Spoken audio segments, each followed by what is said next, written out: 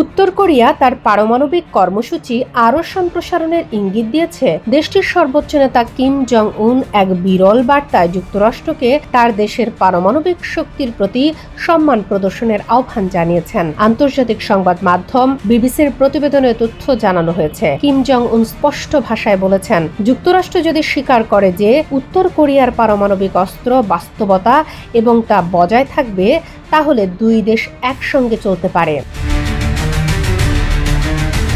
Kim Jong উনের বক্তব্যে ইঙ্গিত পাওয়া যায় পিয়ংইয়ং আর পারমাণবিক নিরস্ত্রীকরণ নিয়ে কোনো আপোষ করতে আগ্রহী নয়, বরং তারা নিজেদের পারমাণবিক শক্তিকে স্থায়ী কৌশলগত অবস্থান হিসেবে প্রতিষ্ঠা করতে চায়। তিনি বলেন, উত্তর কোরিয়া ও যুক্তরাষ্ট্রের ভবিষ্যৎ সম্পর্ক সম্পূর্ণরূপে নির্ভর করছে ওয়াশিংটনের মনোভাবের ওপর।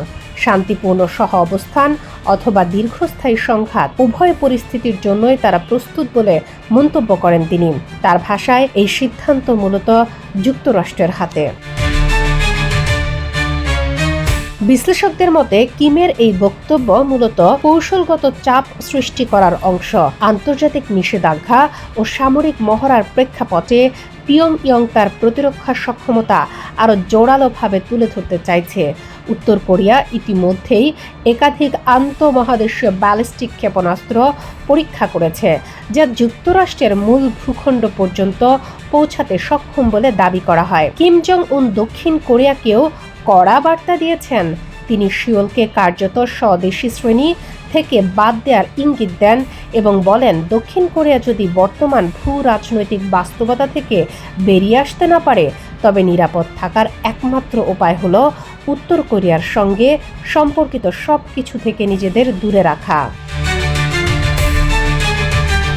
রাজনৈতিক বিশ্লেষকরা মনে করছেন, এই বক্তব্য কোরীয় উপদ্বীপে উত্তেজনা আরও বাড়াতে পারে। একদিকে যুক্তরাষ্ট্র ও দক্ষিণ কোরিয়ার যৌথ সামরিক মহড়া, অন্যদিকে উত্তর কোরিয়ার ক্ষেপণাস্ত্র ও পারমাণবিক সক্ষমতা সম্প্রসারণ।